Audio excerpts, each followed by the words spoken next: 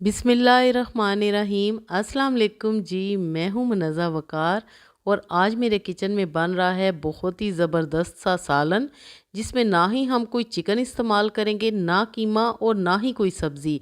और ये सालन बहुत ही मज़े का तैयार हो जाएगा। तो रेसिपी आपने पूरी देखनी है, इंशाल्लाह ये रेसिपी तो आपकी फेवरेट बन जाएगी।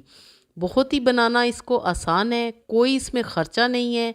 ऐसी ही बात है कि कम खर्च बाला नशीन। और ये आपको नज़र आ रहे हैं कोफ्ते, लेकिन ये कोफ्ते कैसे बने हैं, चलिए स्टार्ट करते हैं। तो यहाँ पर मैंने लिया है 1 कप बेसन।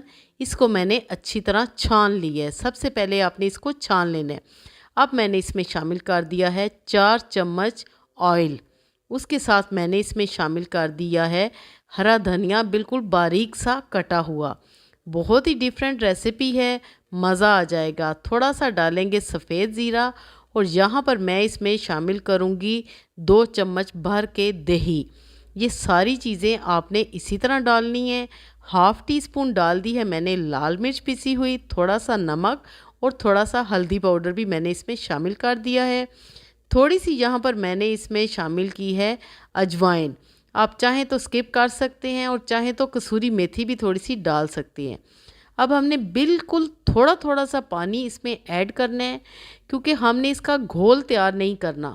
आपने यहाँ पर गौर से वीडियो देखनी है कि मैं इसको आटे की तरह गूंद लूँगी। ये आप देख रहे हैं ना, आपको नज़र आ रहा है। और मैं अब इसके छोटे छोटे से बॉल्स बना लूँगी। ये आपने साइज़ में छोटे ही रखने हैं। ये आप देख रहे हैं कि कितनी क्वांटिटी में मैं ये ले रही हूँ। आपने साइज़ बड़ा नहीं रखना, क्योंकि पकने के बाद ये बॉल्स मज़ीद बड़े हो जाएंगे। जी, तो रेसिपी इंशाल्लाह आपको पसंद आएगी। अब आगे क्या करना है, आगे का प्रोसीजर भी आप देखिए। तो यहाँ पर मैंने ले ली है एक कढ़ाई और उसमें डाल दिया है मैंने 1/3 कप कुकिंग ऑयल। जी, तो प्याज डालने के बाद अब हम इनको करेंगे लाइट सा गोल्डन। कोई हमने प्याज को पीसना नहीं, कोई हमने मुश्किल काम नहीं करना। गर्मियां हैं और गर्मी में ज़्यादा देर किचन में तो खड़ा नहीं हुआ जाता, और ऊपर से महंगाई इतनी है कि ये सालन तो आपके बहुत ही काम आने वाला है। अब मैंने इसमें शामिल कर दिया है 1 टेबलस्पून अदरक लहसुन, क्योंकि प्याज हमारी गोल्डन हो चुकी है। यहाँ पर आपने प्याज को जलाना बिल्कुल भी नहीं। अब मैं इसमें शामिल कर दूंगी टमाटर।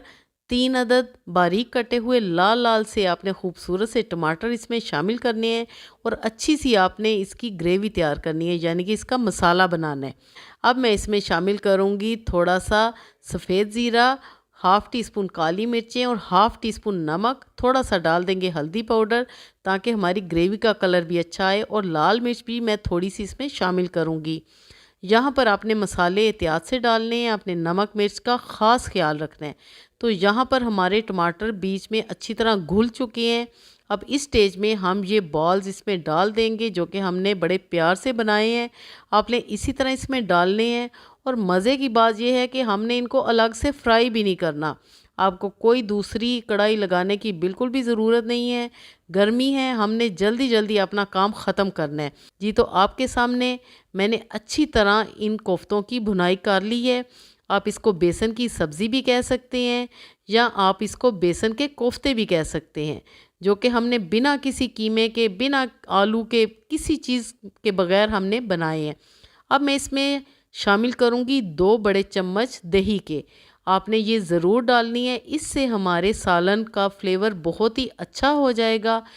अब मैं इसमें शामिल कर दूँगी 1 गिलास पानी, क्योंकि हमें थोड़ी ग्रेवी भी चाहिए और हमारे कोफ्ते भी मज़ीद अभी पकेंगे। तो मैं यहाँ पर कवर अप कर दूँगी 10 मिनट के लिए लो से मीडियम फ्लेम पे। जी, तो बिस्मिल्लाह करके खोलते हैं। तो माशाल्लाह बहुत ही अच्छी खुशबू आ रही है। हमारी ग्रेवी बहुत ही ज़बरदस्त सी तैयार हुई है। कोई हमने टमाटर नहीं पीसे, कोई हमने अलग से कोफ्ते फ्राई नहीं किए, कुछ भी नहीं हमने किया। और ये देखिए हमारे बॉल्स कितने अच्छे तैयार हो चुके हैं। एंड में डालेंगे थोड़ा सा पिसा हुआ गरम मसाला, हरा धनिया और थोड़ी सी 1-2 हरी मिर्चें भी बारीक काट के वो भी आप डाल सकते हैं। जी तो अब हम इसको करते हैं डिश आउट। फाइनल लुक देखें। अगर आपको मेरी ये रेसिपी अच्छी लगी है तो इस रेसिपी को अपने प्यारों में ज़्यादा से ज़्यादा शेयर करें और ज़रूर ट्राई करें, मुझे बहुत खुशी होगी। और अगर आप मुझे कमेंट करके बताएंगे तो और भी ज़्यादा खुशी होगी। जी तो बनाएं और इन्जॉय करें। इस दुआ के साथ आपसे इजाज़त चाहूँगी कि अल्लाह पाक हम सब का दस्तरखान हमेशा वसी रखे। Thanks for watching. Okay then, अल्लाह हाफिज़।